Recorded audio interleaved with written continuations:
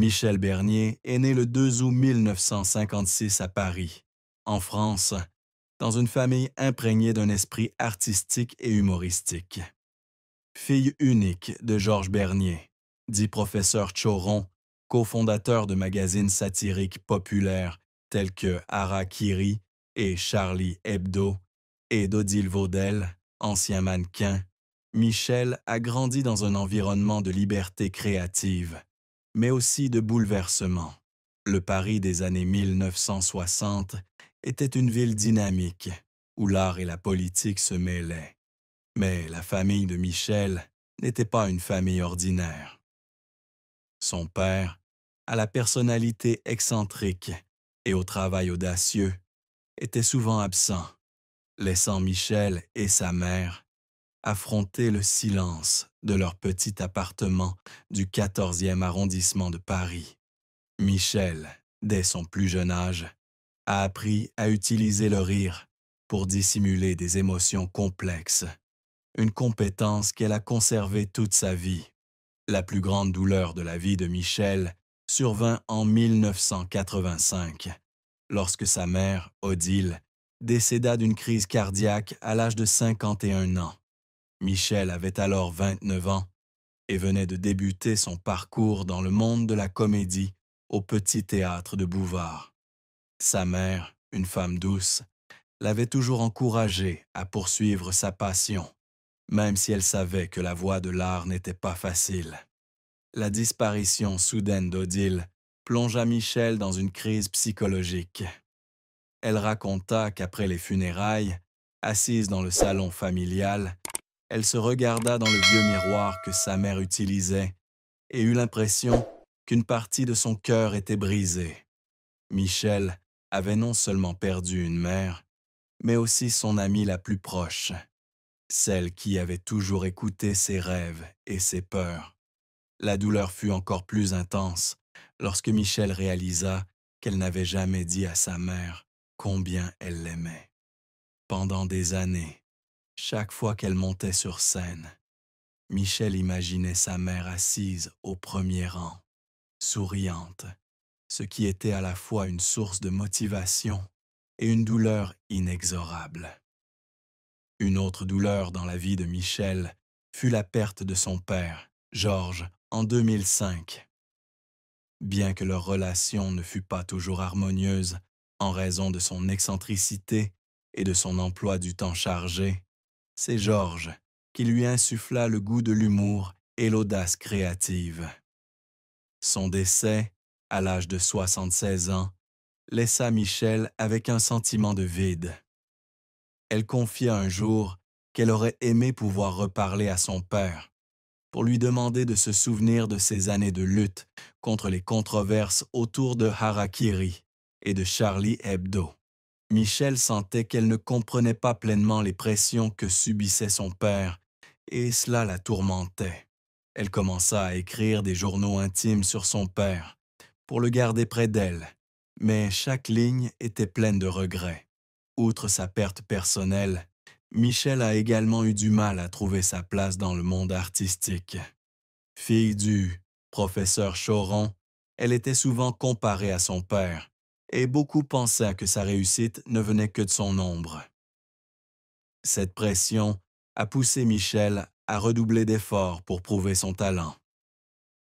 À 20 ans, alors qu'elle étudiait le droit à l'Université Paris III, Sorbonne Nouvelle, elle se sentait perdue, comme si elle n'avait pas sa place dans le monde universitaire.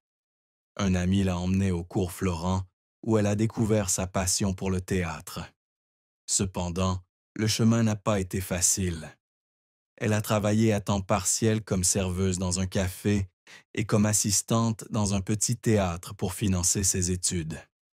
Ces jours, bien que difficiles, ont forgé en Michel une volonté de fer, l'aidant à surmonter les obstacles pour devenir l'une des humoristes les plus appréciées de France. La carrière de Michel Bernier a été longue, ponctuée de hauts et de bas. Après avoir abandonné ses études de droit pour se consacrer à sa carrière artistique, Michel a débuté sa carrière au Petit Théâtre de Bouvard en 1981. L'émission, animée par Philippe Bouvard, a été le tremplin de nombreux humoristes célèbres, tels que Muriel Robin et Jean-Marie Bigard. C'est là que Michel a rencontré Mimi Mati et Isabelle de Botton, et que ces trois talentueuses femmes ont formé le trio comique Les Filles. De 1986 à 1993, les filles ont captivé le public français avec des spectacles comme Existe en trois tailles et Le Gros Navion, présentés au théâtre de la Michaudière.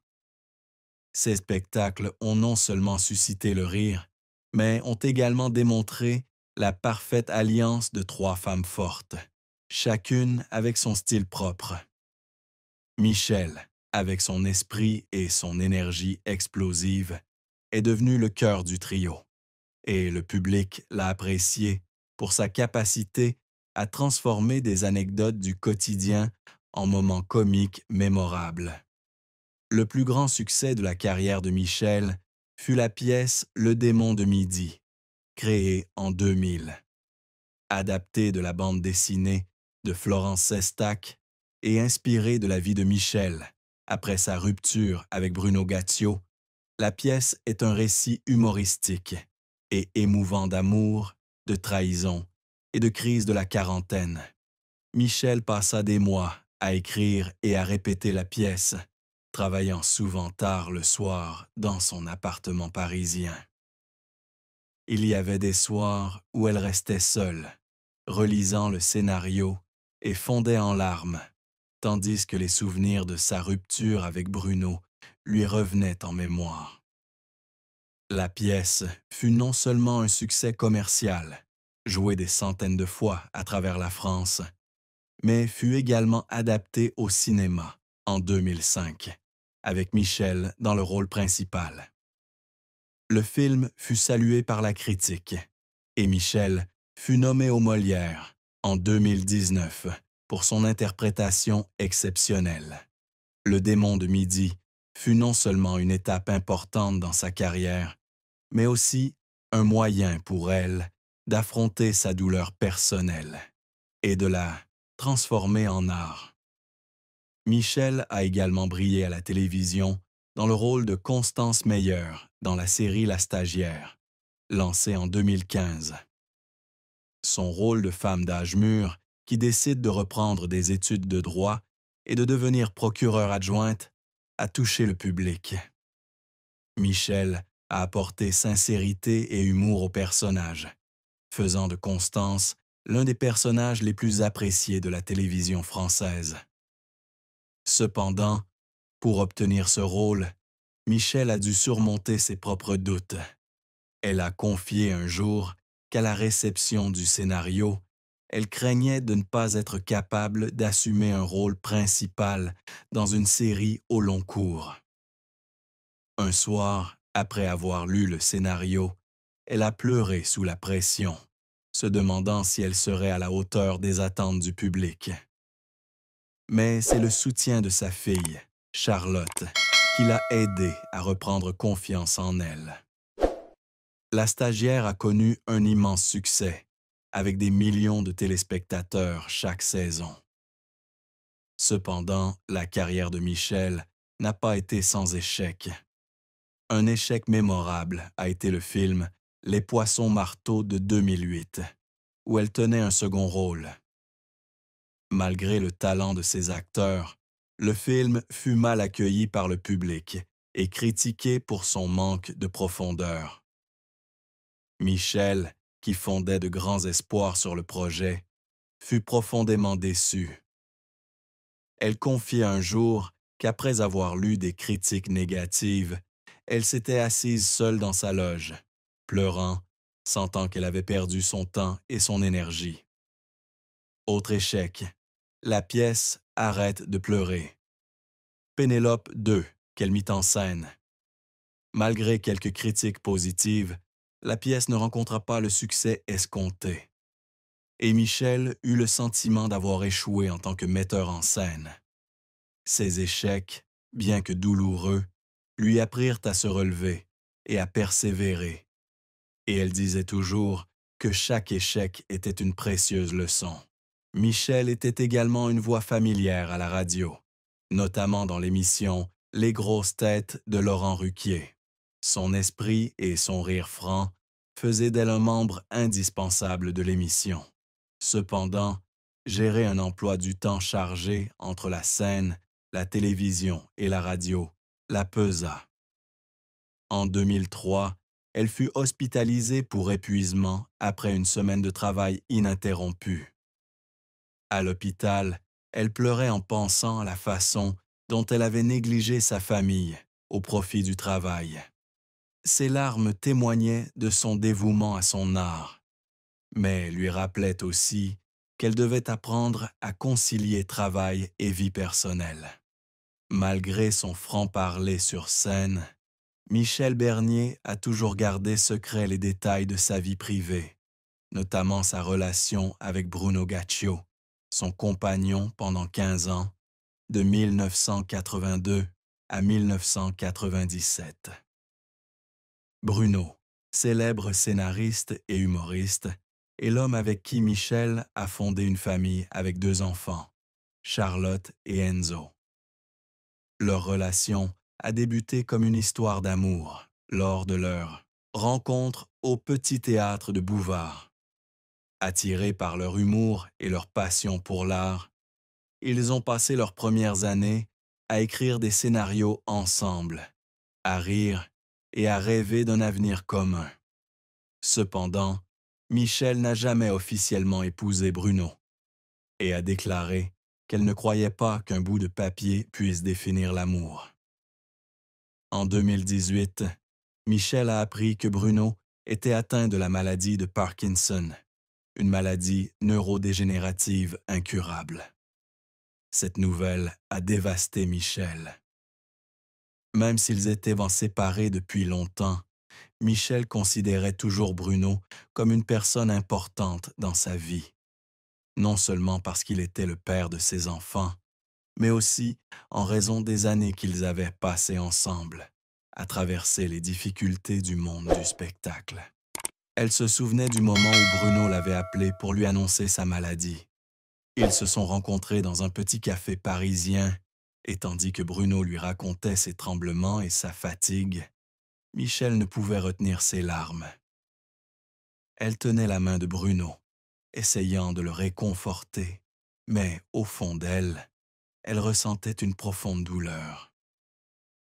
Le voir, lui qui faisait rire le monde, maintenant confronté à une telle maladie, m'a brisé le cœur, a-t-elle confié. Je voulais juste le serrer dans mes bras et lui dire que tout irait bien, même si je savais que ce ne serait pas facile. Michel a révélé que la maladie de Bruno l'avait fait réfléchir aux années qu'ils avaient passées ensemble. Elle a admis que, malgré leur séparation, ses sentiments pour Bruno ne s'étaient jamais complètement estompés. Elle a commencé à lui consacrer du temps, l'accompagnant à ses rendez-vous médicaux et lui parlant des enfants. Ces moments, bien qu'émouvants, ont également permis à Michel et Bruno de renouer une partie de leur lien d'antan. Elle a dit avoir appris que l'amour ne se résume pas à des moments heureux, mais qu'il faut aussi être présent dans les moments les plus difficiles. Michel a également commencé à militer pour la sensibilisation à la maladie de Parkinson, utilisant sa notoriété pour mobiliser des soutiens pour les patients et leurs familles. La relation de Michel Bernier et Bruno Gaccio, bien que non officiellement mariés, a marqué un tournant important dans sa vie.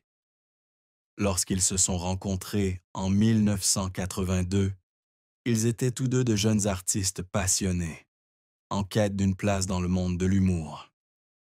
Bruno, auteur des Guignols de l'info, apportait un regard percutant sur la société, tandis que Michel, avec son énergie explosive, était la vedette du spectacle. Ils sont rapidement devenus un couple puissant, écrivant des scénarios ensemble, faisant la fête avec leurs amis artistes et accueillant 2 enfants. Charlotte en 1987 et Enzo en 1997. Dans les premières années, ils étaient l'incarnation même du couple créatif, se soutenant mutuellement dans le travail comme dans la vie. Cependant, leur relation n'était pas sans ombre. Dans les années 1990, tous deux occupés par leurs carrières respectives, Michel commença à avoir l'impression que Bruno consacrait trop de temps à son travail, notamment au Guignol de l'info. Elle était souvent seule pour s'occuper de Charlotte, puis d'Enzo, tandis que Bruno travaillait tard le soir. Un jour de 1994, Michel et Bruno eurent une violente dispute dans leur appartement parisien. Michel expliqua qu'elle se sentait seule et que Bruno n'était plus l'homme qu'elle avait aimé. Bruno, avec sa franchise habituelle, répondit qu'elle ne comprenait pas la pression qu'il subissait et que le travail était son moyen de construire un avenir pour leur famille. La dispute entraîna une période d'éloignement et en 1997, ils décidèrent de se séparer. Michel, malgré le chagrin, expliqua qu'elle ne souhaitait pas rester en couple uniquement pour les enfants et qu'ils avaient tous deux besoin d'espace pour se retrouver.